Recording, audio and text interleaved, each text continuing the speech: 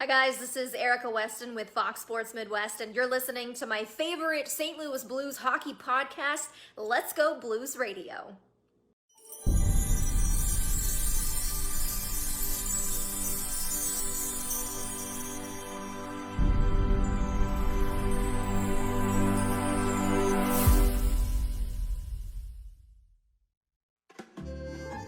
Support for Let's Go Blues Radio is brought to you in part by Manscaped, the very best in men's below-the-waist grooming. Oh my God. Get 20% off and free shipping with promo code LGB at manscaped.com. Look good, smell good, feel good with Manscaped.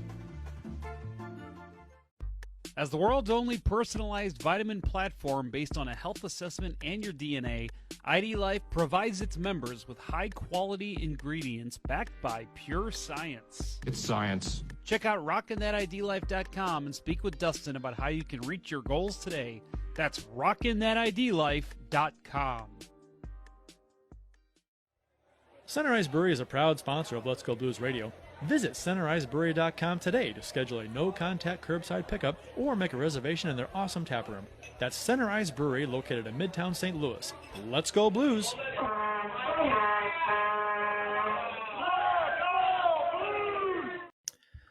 Welcome to Season 9, Episode 27 of Let's Go Blues Radio. This is the often imitated but never duplicated. We're the original St. Louis Blues hockey podcast. Support for Let's Go Blues Radio is brought to you in part by Manscaped.com, the best in men's below-the-waist grooming, and by RockinThatIDLife.com, the world's only truly personalized vitamin platform based on a health assessment of your DNA, and by CenterIceBrewery.com, St. Louis's first and only hockey-themed brewery. We are broadcasting live on St. Patrick's Day, March 17, 2021. This is a franchise episode number 293 all-time. It's our pregame show for the Blues and Kings coming up later this evening at 9 o'clock. Your hosts tonight are yours truly, Curtis O'Price, Billy O'Day, and Jeffrey O'Ponder. Mm-hmm. See what I did there? That's clever, huh? See what I did? It makes us sound like we're Irish. I like that. That I've never heard that before. Very unique on this show. And for at least one of us, it's factually accurate. That is true. Way back in family history, it was O'Day. Way back in the day, it was O'Day. Yes. So your initials could have been BOD, Bod. Bill the Bod Day. Yes, could have been.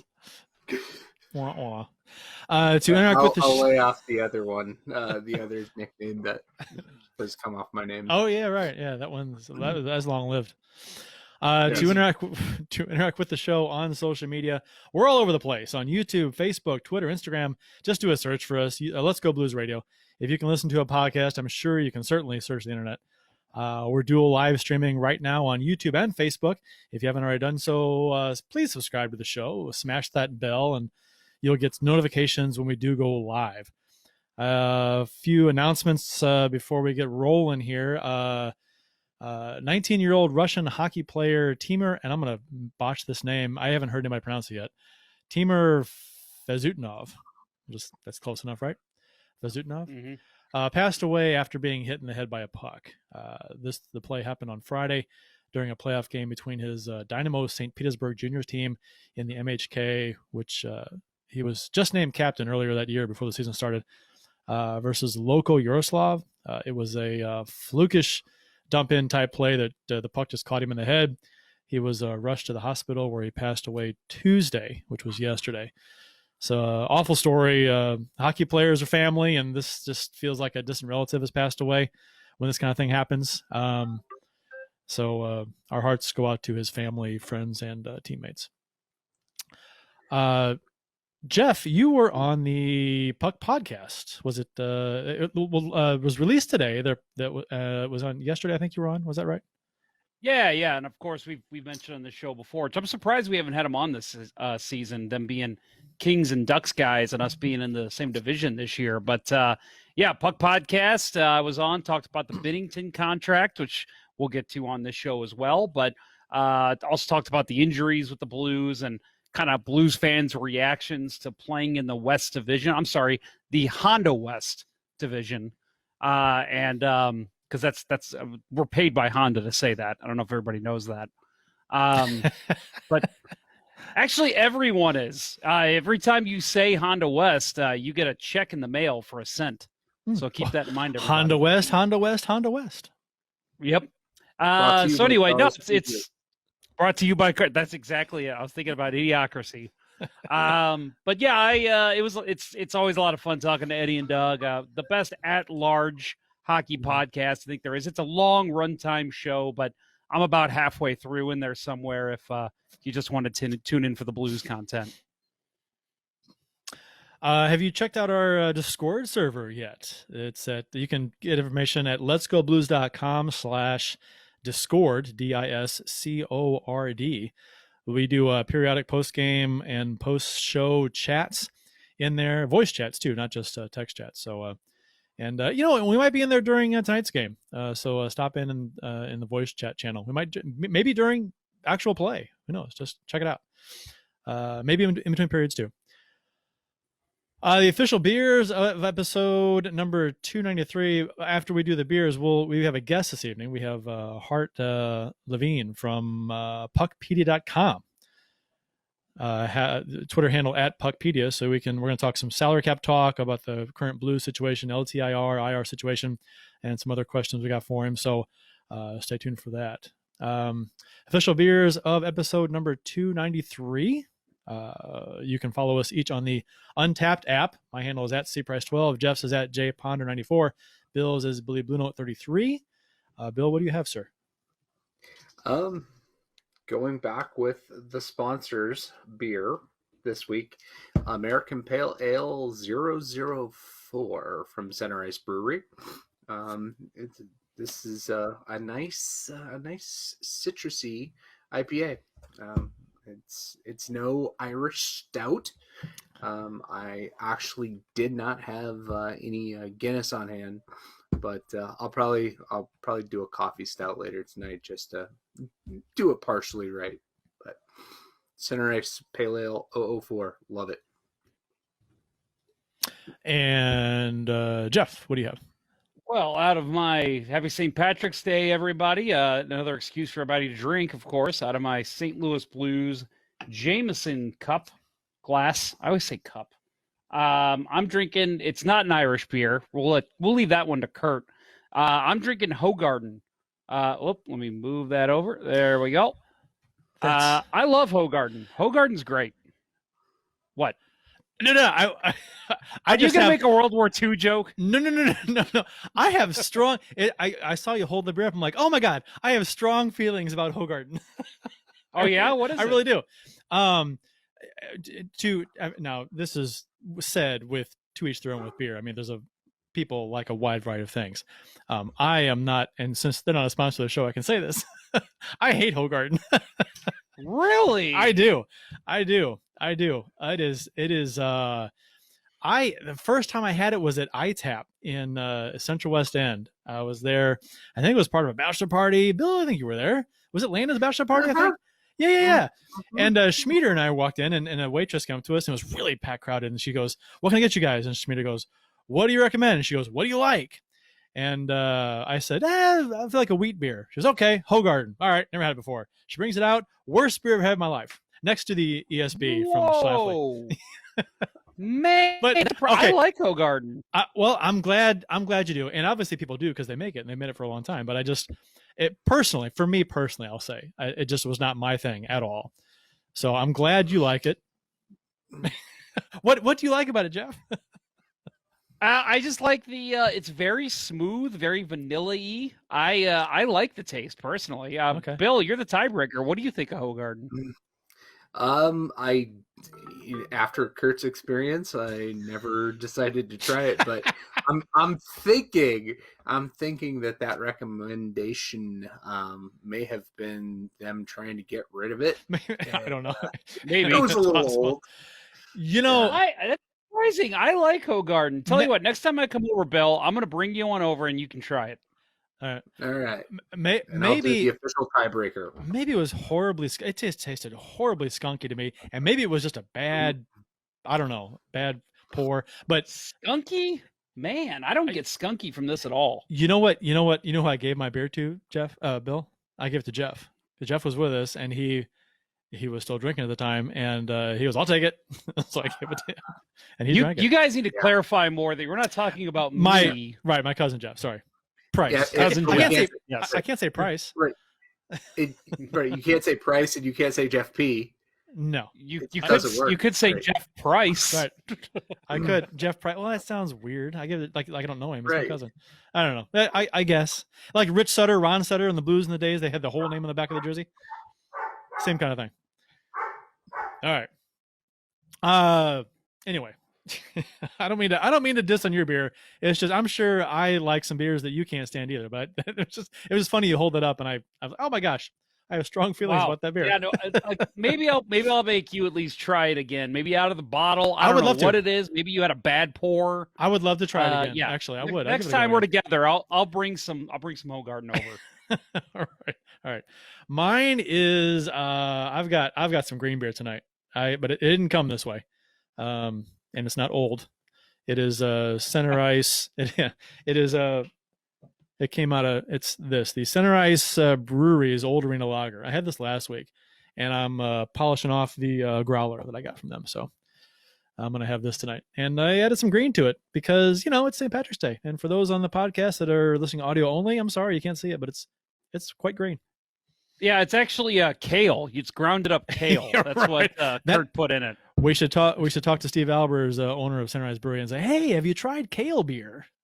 Oh, get that going. That sounds awful. It does sound terrible, doesn't it? Have you tried, the stuff they used to put around salad bars back in the day before people started eating it? That stuff. Put that in the beer. That's true. Did you know that? That's kale was, that's the green stuff around salad bars like back in the 80s. That was all kale. Huh. I didn't know that. Yeah, that's what I've heard. So they say. What are you gonna do? I did not know that either. I mean, they could be wrong. But that's what I've heard them say. Whew. Let's see. We have a guest this show, Mr. Hart. What? Yeah, I was gonna say while you're introducing him, I can kind of give a better introduction, I guess. Well, because I'm saying because you got to build the stage, you got to, it's already you're done. the one in charge of production. Already done. Stage is built. Right, but go ahead. Then go ahead, smart guy. Go ahead, smart guy. No, you go right ahead. Mr. I've misspelled his name earlier, so I on Twitter. So I'll pass the buck. Go right ahead. But you actually did pronounce his name correctly. It is Hart Levine. Yes. I did have to ask that, and you didn't ask that. You just knew. You're a smart guy. I actually did some research, and I listened to another podcast. He was on part of it. I don't know how long ago it was, but it was on YouTube, and I heard that guy pronounce his name this way, so I decided to copy it. I figured it was right. So he is the founder of Puckpedia.com, and again, a big thanks to Hart. Hart, you there? You joined the show? I'm here. I actually like Hoegaarden. Does that count for anything? Yes. So there you go. I have some in my fridge right now, actually. Maybe I just got like a really bad pour or something. I don't know. It was. I'll try it again. Yeah, Brian Roberts in the YouTube chat said, "Never ask a waitress or a bartender what they recommend because it's what they can't sell that you get." You know what? And that might be the case. That was Chris that did that. So it wasn't me. Well, Hart, thanks again for joining the show. And for anyone who listened to last week's show, having Hart on, which he was actually, he was, what's the word I'm looking for? We asked around and said, hey, people said, hey, ask the Puckpedia guy. That guy knows all about the salary cap. And I've been to your site many times. I know it very well. So you came highly recommended. That's the word I'm looking for. Wow. High expectations. Thank you. Appreciate that. Yeah, of course. So let me go ahead and ask, for anybody who's never been there, what is Puckpedia.com? Well, it's the one-stop shop for all your hockey info. It's all the salary cap info that you need, player contracts. So you can see all the salary cap calculations, and then there's both basic stats, advanced stats, transaction news, injury news and statuses. and I think the only site that has all the agent information. So you can see all the agents with who their client lists are, and all the agents ranked by the money that they have under contract, under management. So and then there's also a bunch of cool interactive tools like a player dashboard where you can sort and filter by a whole bunch of criteria like stats or contract info, and the My Puckpedia GM mode where you could basically have your own version of a salary cap site and make all the transactions that you want and see how it impacts all the teams. Before you get into some more questions, Jeff, I wanted to follow up on something real quick here, which I know we talked about we weren't going to do, but I want to do it anyway. So you mentioned all this stuff that this site has on it, which is all a bunch of fantastic information. And surely this is not just a guy or two adding this information, is it? Or is it? Does it pulls dynamically or from somewhere, or is it automated, or is it like a manual kind of thing? There's some automation, and there's some, it's like the conveyor belt with the chocolate store trying to keep up with everything. Okay, all right. Now there's myself, and I've got a one person that helps a lot with some of the data entry, and if it seems like there's a whole team, then that's a big compliment, because it's really it's awesome. And we have some data that pulls in, but a lot of it is manual too, unfortunately. That's cool. I mean, it's a ton of information, so that's impressive. Yeah, thanks. again, Appreciate that. Came highly recommended from people that work in the NHL. Well, I'm not paid by the NHL, but within the NHL media, you came recommended. So definitely high praise for you and anybody who is interested in contracts, salary cap, anything like that. Make sure you check out puckpedia.com. Curt, we noticed that. Don't worry, we're all good. We're still running. We saw the little flash there. But want to get into the discussion that we had from last week, and that is we were talking about Tyler Bozak being put on long-term injury reserve, which is where this interview stems from. They had him on long-term injury reserve. Then there was talk about, why don't they have Colton Parayko on there? And so there was a lot of discussion that we didn't have the answers to.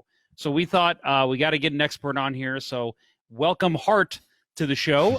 So I want to ask you the first question that we kind of had regarding the conversation we had last week. The Blues waited a while to put Tyler Bozak on long-term injury reserve. Why would a team do that? If you know it's going to be a while, why not put somebody on long-term injury reserve right when you know that they're going to probably end up there anyway? So it's a good question. I guess let's first specify, like a team like the Blues that's already using LTIR because of Steen and other guys. We'll talk about that. It would be different if a team would definitely want to wait as long as possible to put like their first guy on LTIR. But when we're in a situation like the Blues, there's the only reason to wait is if you're just not sure if he's going to need to be out that long. So to put a player on LTIR, they have to miss 10 games, 24 days.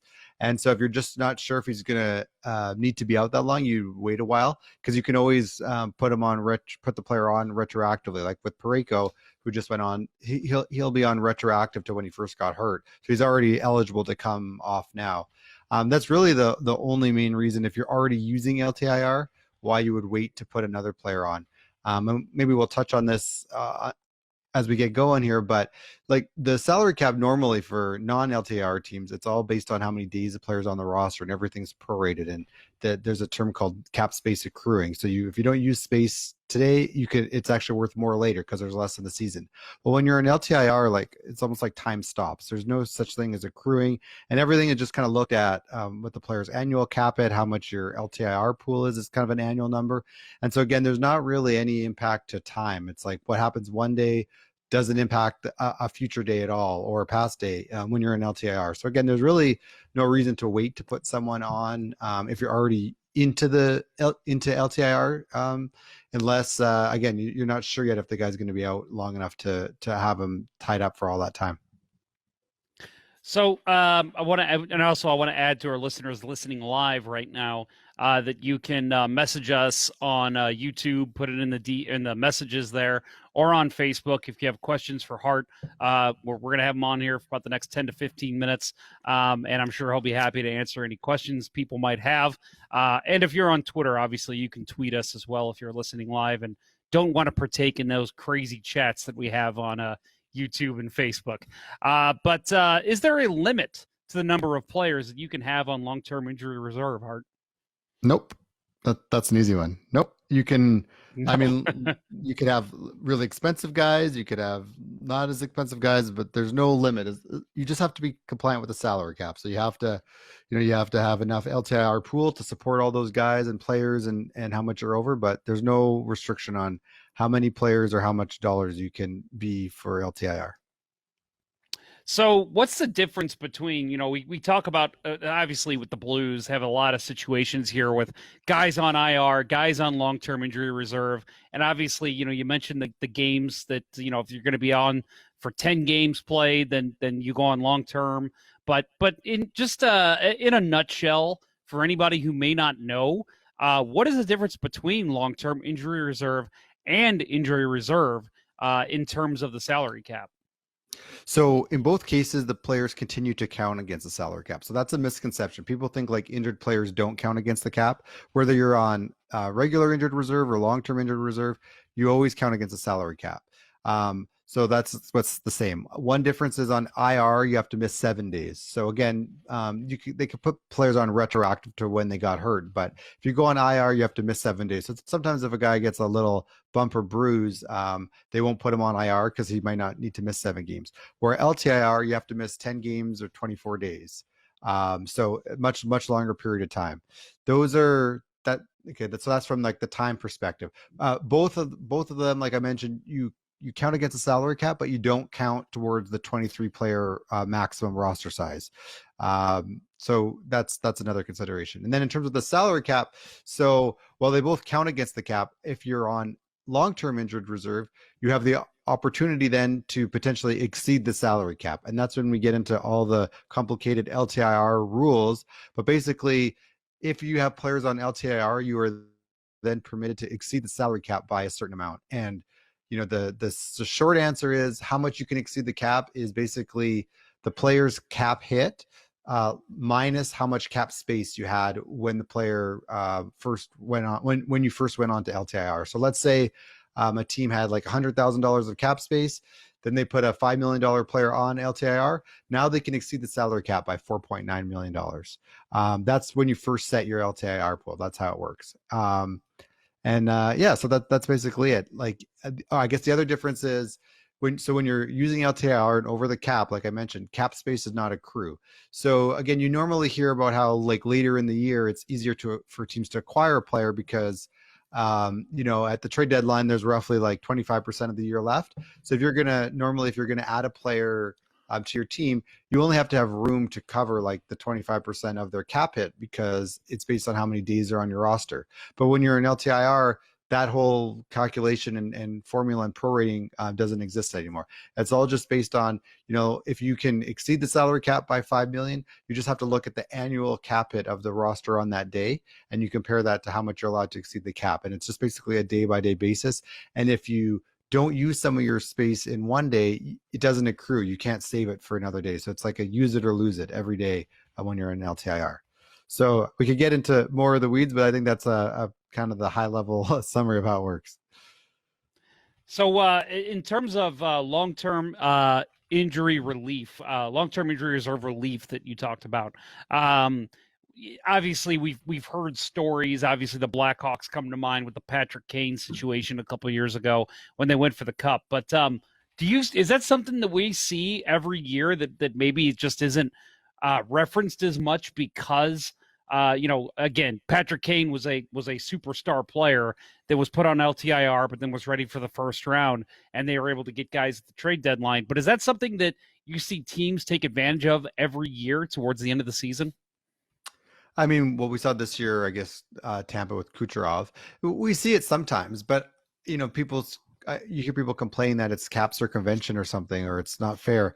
But I mean, like Chicago didn't get Patrick Kane for all those games, right? Tampa doesn't get Nikita Kucherov. That seems like a pretty big trade-off to get some more cap space. So So yeah, there's a benefit if the player is going to be on LTIR till the end of the year. But again, if it's a good player, you're missing that guy.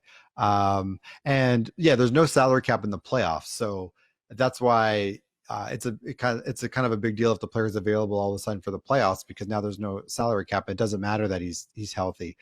But really, like there would be no, if a team is pretty tight to the salary cap, there'd really be no point to bring a guy off, especially like a high price guy off LTR kind of towards the end of the year, because it's if you've been using that space, it's really hard to then get back under the cap and get compliant. Like in our example, if you can go over the cap by 4.9 million and you're using it, like, so you're 4.9 over the cap all year, and then all of a sudden that guy becomes healthy with like a week left in the season, and you have to drop 4.9 of annual cap it off your salary or off your salary cap list. Like, how could you possibly do that? So, that's why it's really important for teams to know if a player is going to be out for the whole year, because then it allows the team to kind of like to actually use all that LTR space and actually exceed the cap by how much pool they get from that player being out.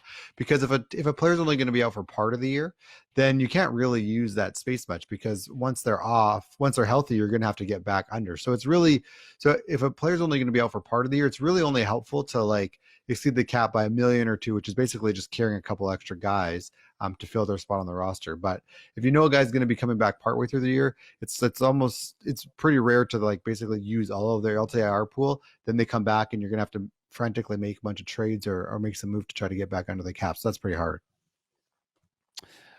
So one more question from us. And again, listeners, if you have anything you want to add, make sure you jump into YouTube or Facebook or Twitter and let us know, and we'll be glad to add Hart before we let him go.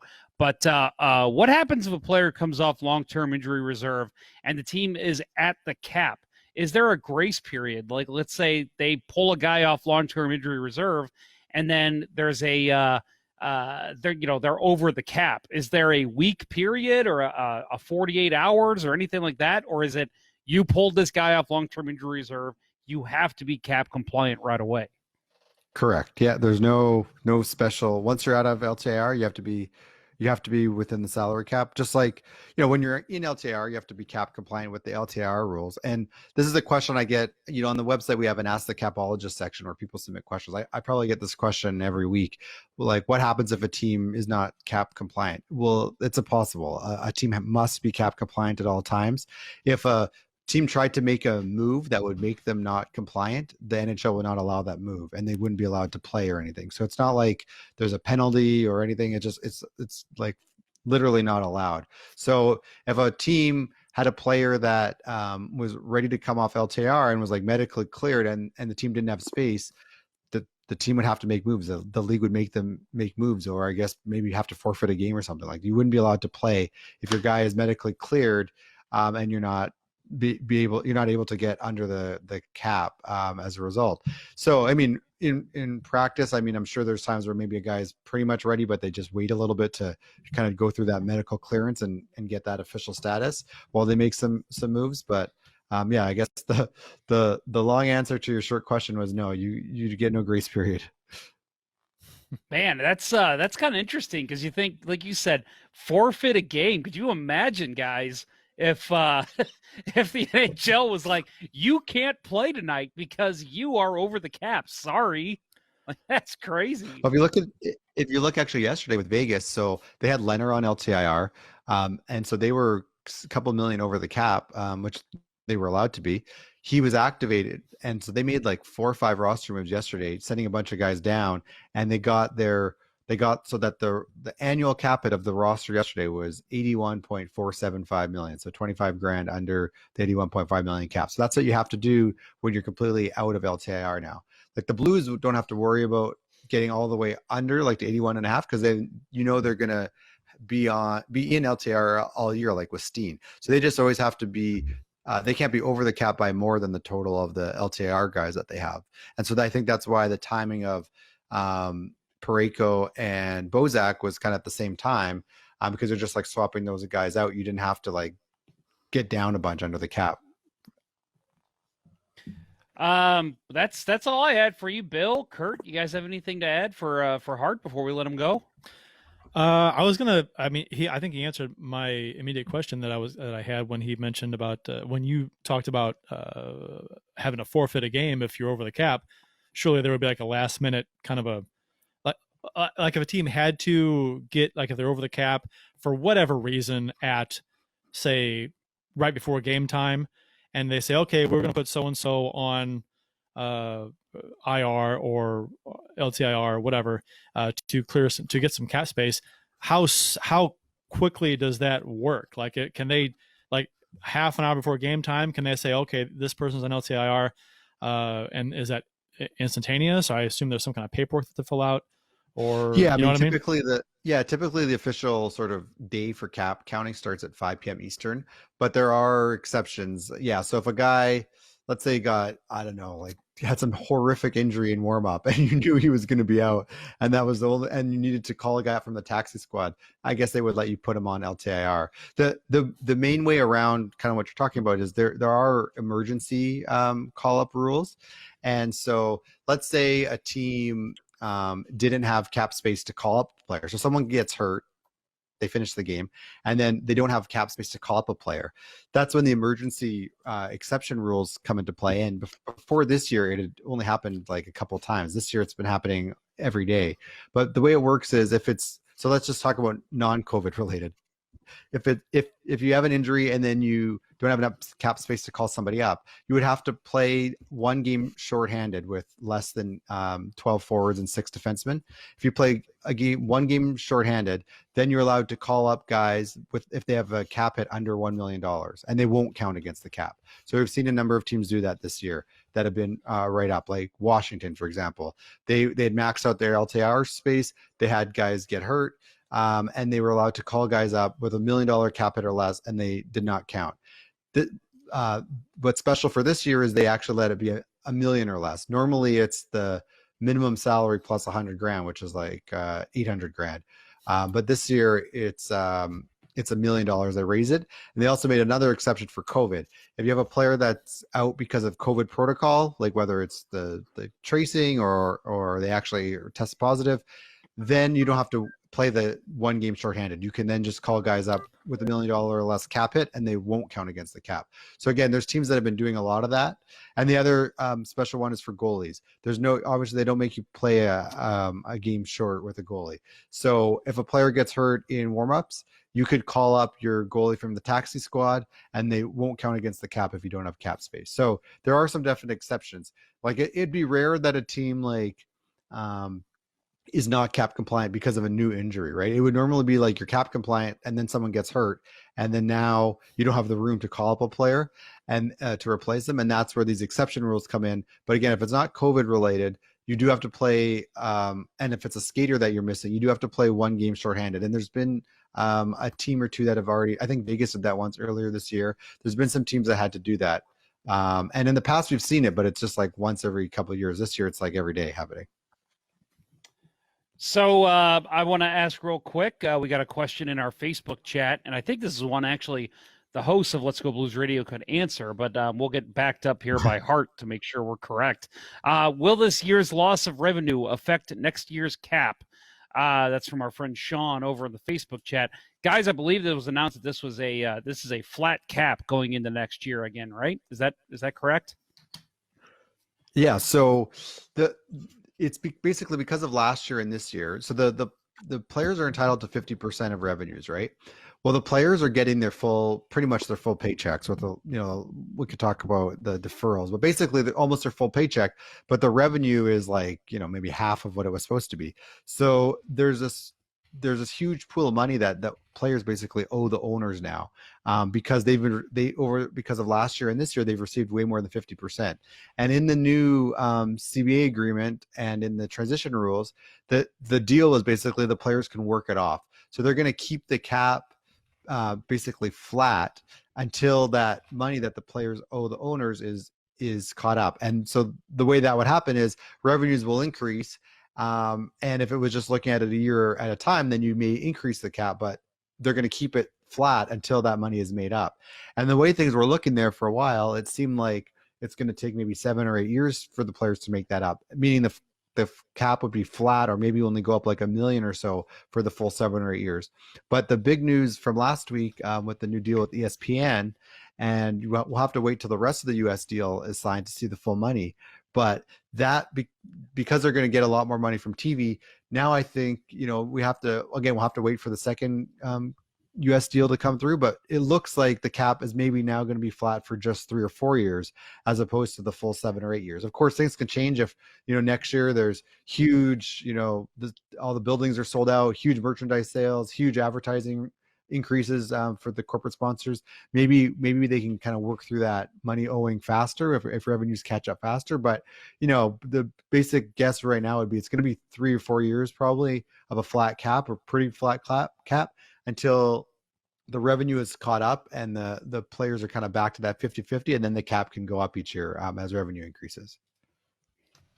Folks, that is Hart Levine from founder of Puckpedia.com. You can follow him on Twitter at Puckpedia. It's spelled exactly how it sounds.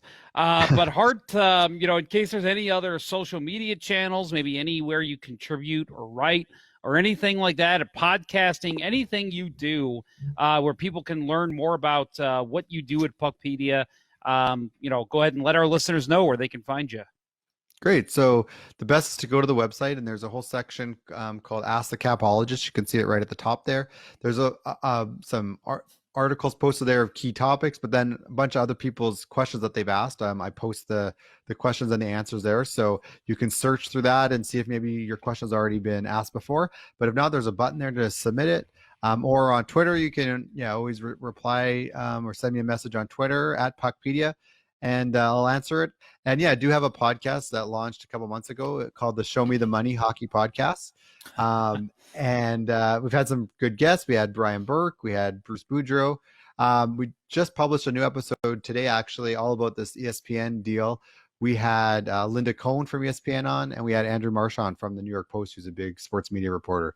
And we definitely answer questions from people on there too. So submit the question through the website or on Twitter, and happy to answer it. Thanks a lot for having me on. Really appreciate it.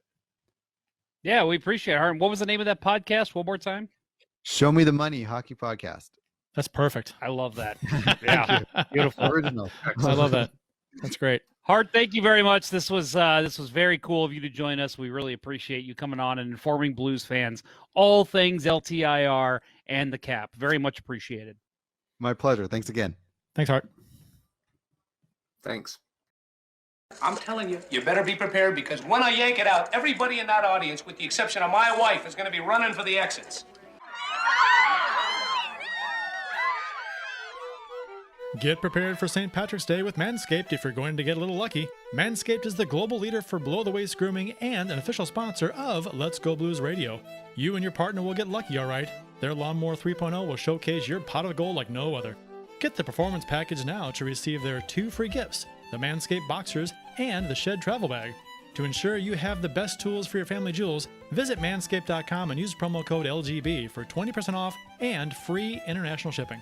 Also, every purchase at manscaped.com goes towards contributions made to the Testicular Cancer Society to bring awareness to testicular cancer, men's health, and early cancer detection. There's gold at the end of the rainbow with Manscaped. It's a hard life picking stones and pulling teats, but sure as God's got sandals, it beats fighting dudes with treasure trails.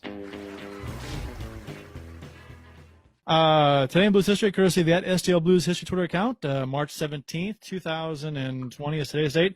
March 17th, 2012, Jaden Schwartz made his NHL debut and scored his first goal on his first shot.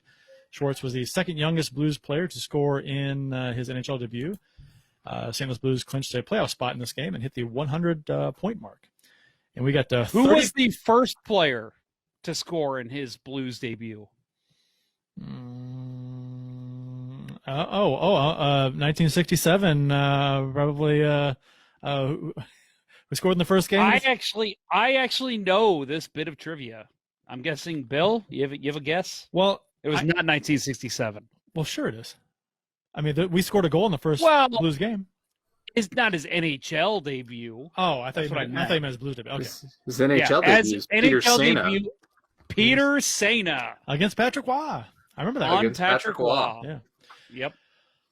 March 17th, 2015, Brian Elliott broke the St. Louis Blues franchise shutout record with his 21st, passing Jarro Halak in the Blues 4-0 win over the Calgary Flames.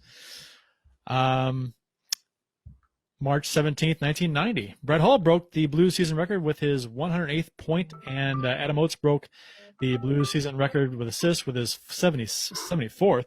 Bernie Federico was on hand with the Red Wings to see both of his records broke in this game, which is just, he didn't want to go to Detroit, and he had to watch some records of his being broken while he was here visiting with the Red Wings. That's got to be adding insult to injury.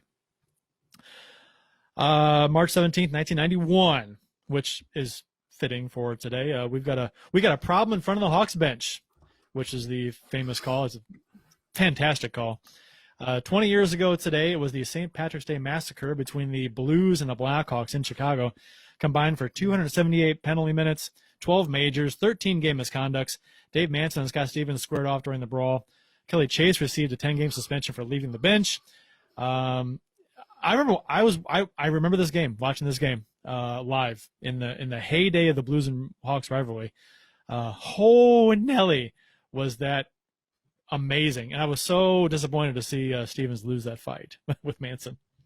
Can I add? I think that I might be wrong here, and I really wish my dad was still around to answer this question. But I believe this was the game that really got me into hockey. Like, I believe this was the game that I watched where I'm like, okay, hockey is way cooler than baseball.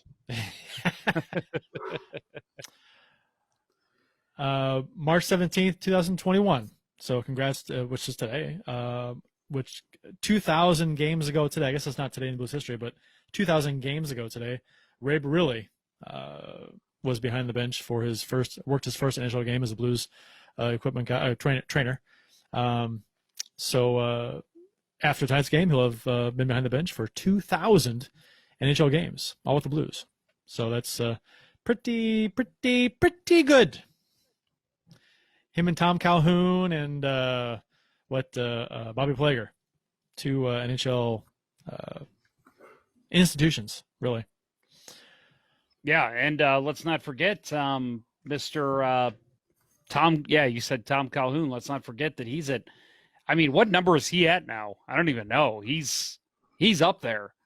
I'm guessing he counts the bubble games because he was still making the calls on Instagram. Yeah, you would think so. Yeah. Well, let's count him. I mean, that's not his fault. I think it is, for sure. He still did his job. Sure. And let's try this again. Take number 2 for promo number 2. Hey guys, it's Jeff. I'm constantly finding myself grinding away in the corners with weight loss or muscle gain. Whenever I asked the experts for help, it was never anything feasible for my lifestyle. I spoke with my friend Dustin over at RockinThatIDLife.com, and he explained that there's something known as active fat, which is fat stored in our abdomen that influences hormonal functionality. Because it's in the abdomen, it's close to vital organs. Don't you want something that'll be your third man in? RockinThatIDLife.com offers Slim Plus, which helps remove stored fat and burn it as energy. Slim Plus also includes alpha-lipoic acids, which functions as the team bus, transporting nutrients where they need to be stored within your body. This will assist with energy and improve your overall mood. So whether you're looking to put on muscle or lose weight, Slim Plus has your back. Find out more at RockinThatIDLife.com. That's RockinThatIDLife.com, and tell them Let's Go Blues Radio sent you. So Bennington's new 6-year, $6 million contract, $6 million per, so 6 years, $36 million total. Contract. He'll be 28 next season when it kicks in. He'll be 34 when it's over. The structure is in each year $4 million, $6 million, $7.5 million, $7.5 million, $6.5, and $4.5 million. Comparable goalie salaries are Gibson at $5.4 million, Hellebuck $6.16, Markstrom $6 million, Schneider $6 million, Quick $5.8 million. So your thoughts on this contract, guys? There's been some positive, some negative, some like it, some don't. What do you guys think? Man, I just got to say here, and again, I know that I've kind of been the Binnington fanboy, I guess, just because he's, I think, been great. Obviously 2019, he was something ridiculous, but we've talked on this show. I think he was still good enough last year to be a top 15 starter in the NHL, maybe even top 10. And then this year, I think he's been fine. He's had a couple of rough games, but that's it. But looking at the comparable contracts, you mentioned the names, and that's the names that everybody's going with: Gibson, Hellebuck, Markstrom, Schneider, Quick. Let's see. Outside of Quick, who is on the latter half of his contract, any Stanley Cup goaltenders in there, guys? Not a one. Not one. Not a And one. the fact that, and he even said that this was a hometown discount, and I love that. I think it's real. I think if he hits the open market, I think maybe he doesn't get a much bigger deal just because of the times we're in. But I think if you were to remove COVID from the equation, I think he would go get $7 million out on the open market. And I think this is a great deal for him, for the Blues. I think this is an excellent deal. And I think anybody who is upset with this for some reason just has a vendetta against Jordan Binnington, or doesn't understand goaltending and how it works in the NHL. And I hate to say that, because I hate to be like Mr. Well, you don't understand hockey, so why am I listening to your opinion? But like, let's be honest here. St. Louis does not understand goaltending as a whole. How many goalies have been run out of town because the fans, for whatever reason, just were not a fan of that person? And sans Curtis Joseph, because I was all Keenan. But Elliot was one of those guys, I think. And Elliot, best numbers for a St. Louis Blues goaltender. We've talked about it on the show too. So I'll let you guys speak to this as well. I'm going to shut up here for a second because I know you guys have a lot to say about it, but this is an excellent deal. Don't let anybody tell you differently if you're on the fence. This is a great deal for the Blues and for Binnington, and fans honestly should be happy to have their Stanley Cup winning goaltender, all-star goalie, back for $6 million a year. And let's not shy away at the fact that next year, a year where they're not expecting to make a lot of money again, he's only making $4 million. So that's huge for the organization. Yeah. Looking at the guys that we have on the list, I mean, it's kind of all over the board. I think one of the guys that at this point, as far as success goes, Stanley Cup aside, or maybe not success, but the comparable numbers, is John Gibson. I think they are very close. Gibson makes 5.4. I mean, Corey Schneider making $6 million. That's pretty ugly, considering he's now backup for the Islanders at best. But really, I thought the benchmark was set with Markstrom's deal this offseason, and to your point, Jeff, about if he hits the open market in a non-COVID year, he's getting $7 million. I think Markstrom would have made 7 or 8, in a non-COVID year, but nobody's got the money to spend, so it didn't go up. That his salary didn't go any higher than that. I think overall this is a great deal. The way they structured it, absolutely great. Like you said, next year when the revenues are just going to start creeping back up, it's 4.5. You get back, assuming we get back to normal, and the league can get back to where it was as far as filling buildings. We're going to be in a great spot in a couple of years. I'd like to ask people who are not happy with this trade, and we're like, oh, the Blues should have offered him. They should have signed him for less. They should have demanded he take less, or fewer years, or less money per. He's not taken that. He already took less. And 6 years is not an eternity. He wasn't demanding 8, which the Blues could, the most they could have gone was 8. So what in your mind, if you want, okay, so if he doesn't take that and he walks, then what do the Blues do? Who are they going to sign? Who are they going to get? They have nobody ready in the organization to take over the number 1. Not even close. They'd have to go sign somebody, trade for somebody. It'd be a shit show, and we'd be right back where we were before we had Binnington. We'd be a question mark in net every year. Who's going to play this year? So no, this is a good deal. 6 years may seem like a long time, but he's 34 when it's over. We've got him for his prime years. Maybe the last year or so he's not as good, or maybe a couple. But I mean, he won us a fucking Stanley Cup. I mean, yes, we are paying for that. We're paying for a good goalie too right now. But somebody made a comment and said that, it looks like we're paying for that Stanley Cup now. Like, yeah, you're fucking damn right we are paying for that Stanley Cup. We should be paying for that Stanley Cup. Why not? So unfortunately, that's how a lot of sports work. It's you do pay for what have you already given me. That's how it works. If you're not going to pay, quote, quote, for a Stanley Cup, what are you going to pay for? I mean, how long do we go without ever getting a sniff, even a sniff, with these great teams we've had over the past God knows how many years?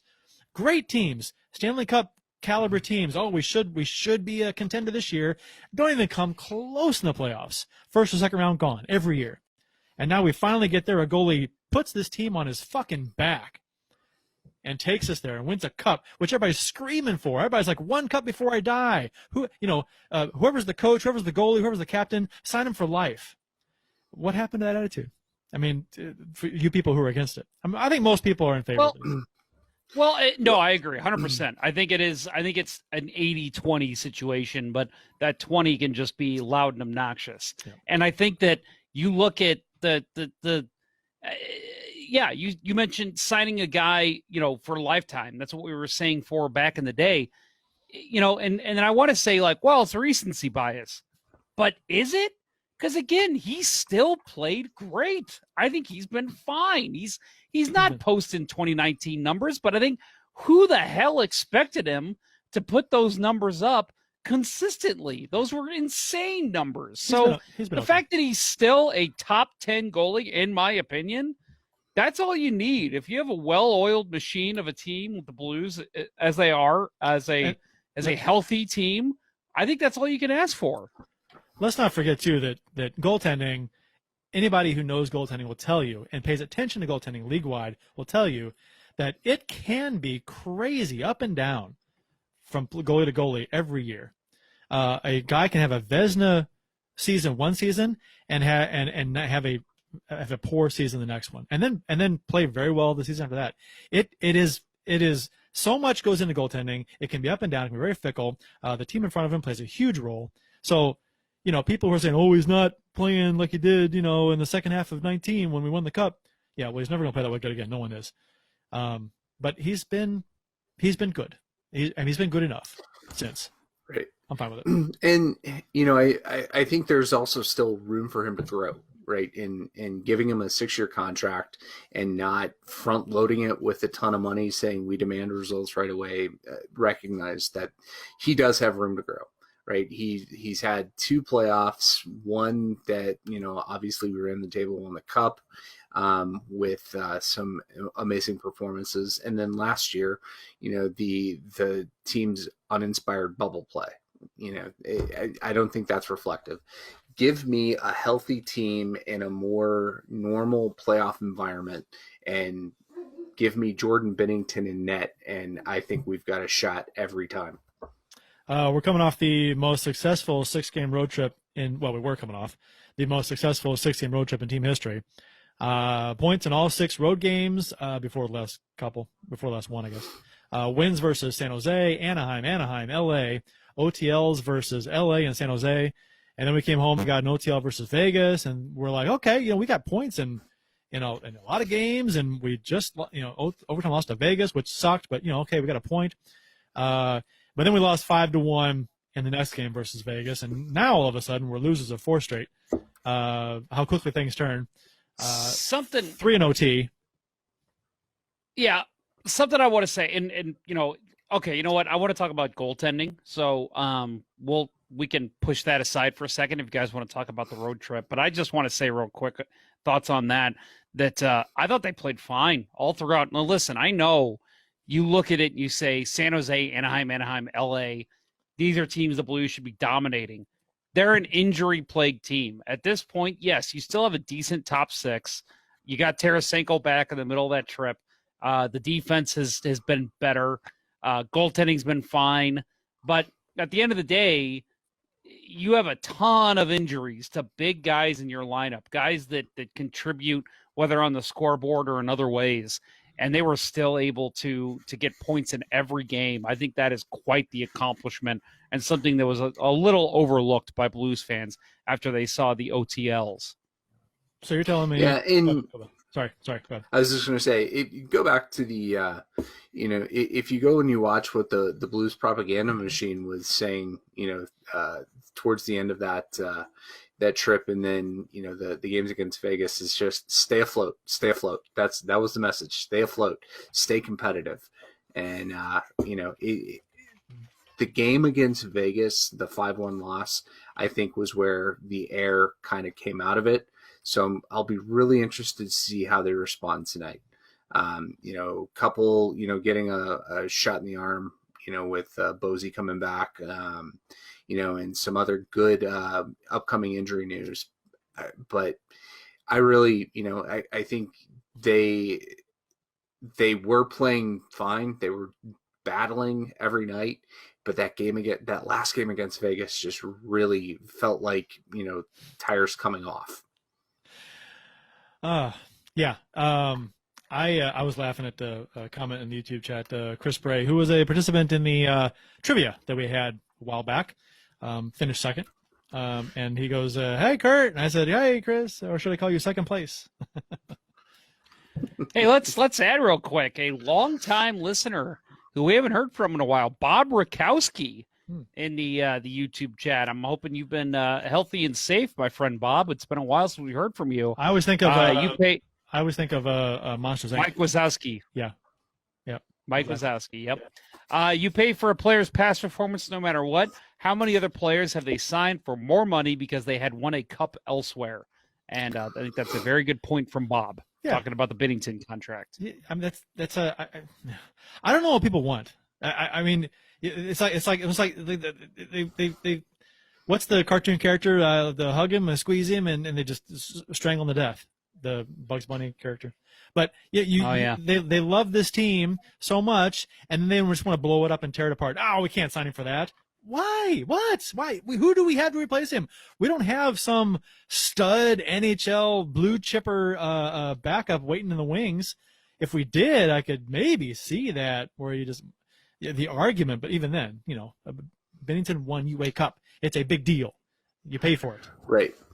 Yep. And it's going to get, 2 years from now, right? When he's making that 7.5 per. Yeah. That's when the bitching's really going to start.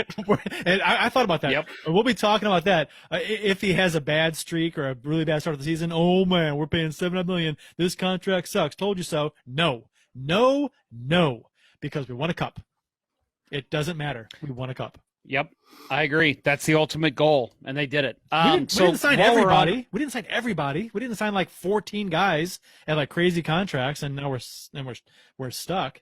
It's one contract. Yep. So while we're on goaltending, guys, this is something we talked about last week, kind of an exhaustion a little. The Vegas series, because in San Jose, Ville Husso got the start on Monday or Tuesday, whatever night that was. And I said the reason was because you're going to see Binnington back-to-back against Vegas. And he got the start on Friday. Husso got the start on Saturday. I'm mad about that. Listen, I have sung Craig Berube's praises. I have defended him every bit of the way this year with the very minor minority of people saying that he should be fired because of this year. This is stupid. That's a dumb thing to say. It's stupid. But I will say that is the first time where I full out took issue with the decision from Craig Berube. Why not go Binnington back-to-back? We saw Marc-Andre Fleury, who, by the way, was on the COVID protocol, whatever it's called, where he wasn't able to practice with the team for like 2 days, and then he got the start on Friday. he got the start on Saturday too. Why not? Why not Binnington? Right, guys? I mean, let's bring it back. Yeah. Fleury started. I did not understand that move at all. I am all for giving a rookie confidence when you can, but that was Binnington's net Friday and Saturday to me. Fleury started. Yeah, right. No, that absolutely couldn't agree with you guys more. This is the biggest head scratching moment, especially in such an unpredictable season.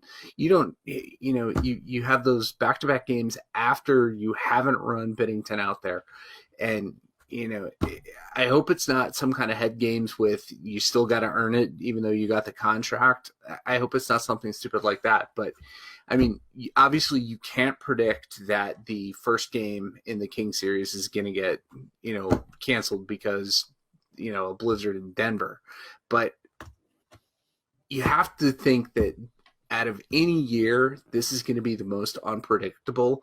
So, I would love to know why didn't he put Binnington in the back-to-back? I mean, and that's, nobody's going to push that question to get an answer because that just doesn't happen in St. Louis.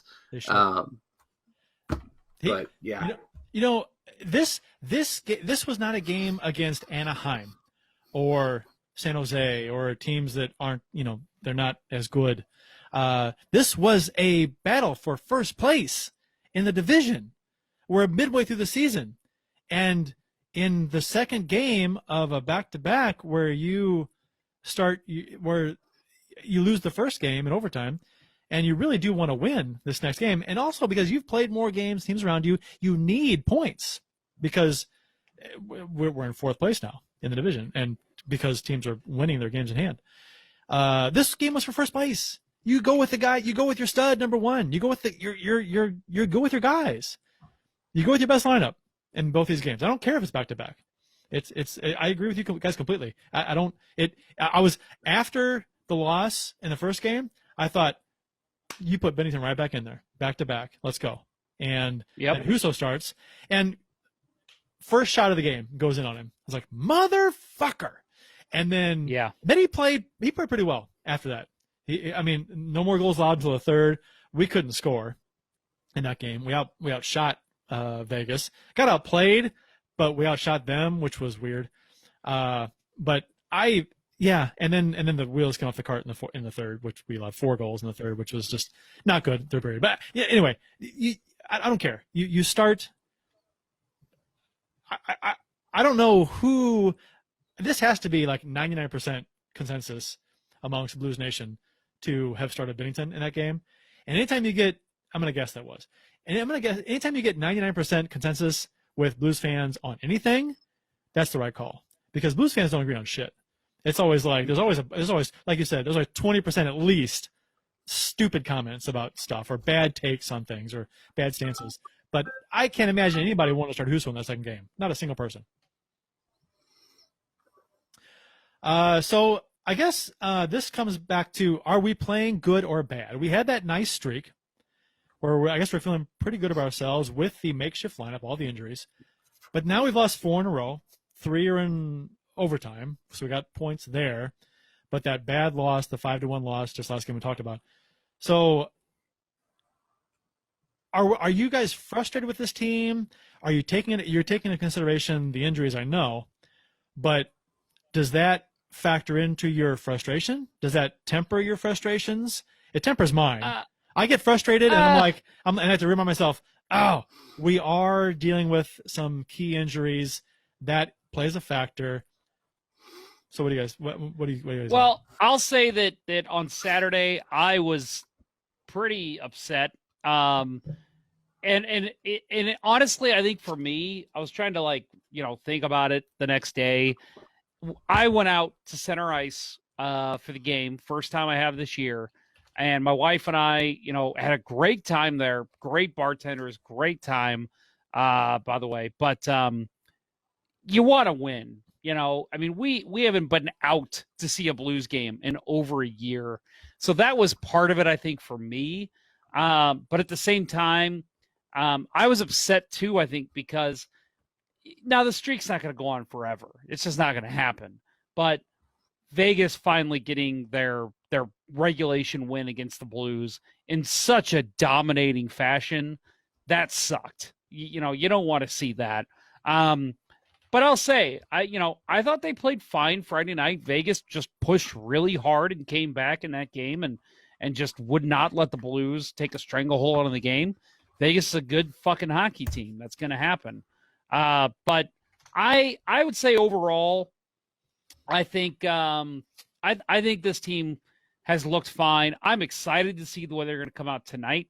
I think that with Bennington back in net and with this team losing so badly at home to the Golden Knights, going 0-1-1 against them, I think we're going to see a strong showing tonight. I just think, and with Bozak coming back too, that's going to give a big push to this team. I'm not too concerned at this point. We'll see how they play later tonight.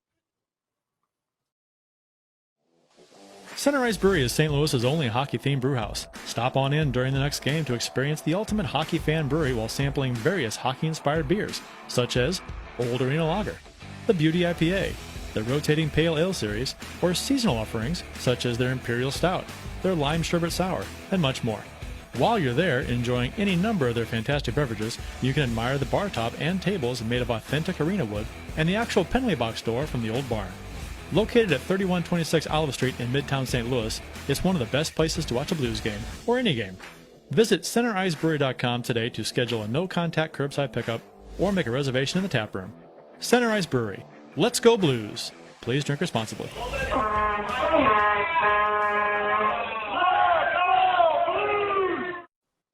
Oh, that one switched over okay. So the Kings tonight. The Monday's game versus LA was postponed. They couldn't get out of Colorado after their game on Sunday due to heavy snow. Binnington's in net tonight. Quick was activated off IR, but Peterson is slated to be in net. You guys hear that too? With Peterson in net for LA? That's what I heard. Yeah, but he always plays well against us. Yeah, he does. He's 1-1-1 with a 2.34 GAA and a 920 save percentage against the Blues this season. So he's played well. Kings are coming off back-to-back losses to Colorado, 2-0 and 4-1. Tonight is the return of Tyler Bozak versus the Kings. He said he has moved on from the Stone hit, and that's what he has to say. The fans have not, and they don't have to, and they shouldn't. It's a shame that the fans are not in the building to pack the place when the Knights visit so they can boo the shit out of that guy every time he touches the puck because he deserves it. Kings and Blues, the standings. Kings trail the Blues by 5 points with one game in hand on St. Louis. So a regulation win tonight would make it a 7-point lead in the standings versus a 3-point lead with a regulation loss. So this is a big game tonight. It's midway through the season. You're playing inconsistent hockey. You've got a makeshift lineup. Beating the teams that are below you in the standings, create some separation would be fantastic. 7-point lead, that's comfortable for a while. So they'd be okay for a while with that kind of a lead. How the Blues have played versus the Kings to date this season, not good enough. 6 games played, they're 2-3-1, 5 points gained, 4.17 win percentage, 14 goals for, 19 goals against, 2.33 goals for, 3.17 goals against. Power plays at 21%, penalty kills at 73.7. So both of those need to be better. Bennington versus Elliot this year is 1-2-1 with a 2.57 GAA and a 9.07 save percentage. Not terrible, not great. It'd be nice if he could. No goal support. It'd be nice if he could. Oh man, how nice would it be if Binnington threw up a big fat goose egg and played really well tonight? That'd be just refreshing. It'd be nice. So that's the thing. Binnington, like that was the one point I was going to make earlier about him. Is as great as he plays in stretches, he doesn't so far have the the acumen to pitch a lot of shutouts. That's true. Except for his first season here, 19 had a handful. Right. Yeah. Since then, no. Not so much. No, but in his defense, and this is the whole Allen debate, whether he's playing poorly or not as well as he should or could, or it's the team in front of him. So he has not had the best support in front of him, truthfully. And I want to add real quick. Anybody listening who's interested in joining us on Discord later, which I'm not going to be on right away, but I will be joining later in the game. Austin Lynch says he's going to be streaming the Blues and Kings game in Discord. Come chill out and watch the game tonight and chat with us. Be a lot of fun. Yeah, and if we're not in there, just kind of gather amongst yourselves. If a handful of folks want to go in there and just gather and start talking hockey or whatever, we'll be in eventually. Some of us will. Yeah. The Kings versus the Blues this year are 4-1-1, which is hella impressive for them. 3.17 goals for per game, 2.33 goals against, and a power play of 26.3%, which is good, and a penalty kill of 78.6%, which is not great, but is it better than ours? It's better than ours, right? Yeah, a little better than ours. So we'll see. Special teams always important. Got Bozak back tonight, which is fantastic. Schwartz to return on Friday. Thomas possibly. Possibly, but that's the rumor. Yeah. Thomas is skating, so that's good news. Granted, it was his thumb that was hurt, so it Right. I was gonna say, you can skate when your thumb's hurt. Right. Yeah. It's what can you do when you come back? Right. My question is he doing any thumb wars? That is how we'll find out if he's okay. I'm guessing that no thumb wars allowed. That can't be right. It can't be a thumb war. That's the opposite of what you should be doing. You ever see the is it carpal tunnel recovery the thing with you have like rubber bands and stretch to your hand, you gotta like do this kind of thing, exercises? No, I assume he's got some kind of thing on his thumb where he's just going like this. With maybe he's just playing video games. Lifting weights. Hey. There you go. Yeah. And Costin is apparently okay. The injury that he suffered a couple weeks ago that we talked about was just a minor ribcage injury, which looked like a bad shoulder injury at the time. So that's fantastic news. And it's weird how news just doesn't trickle out of Russia like it does here. Like, as soon as Costin got hurt, if he played here, we'd want to know. It'd be all over the news, but we didn't hear jack squat about it until JR said it was just a ribcage injury today. Yeah, so, he interviewed Bob Hartley, his head coach. Yeah. And Bob Hartley was like, "Oh no, it's just a ribcage injury. It's fine." This is information that fans kind of want to know. Why would this not released as soon as it's whatever? So he's okay. That's good because he had shoulder injuries in the past.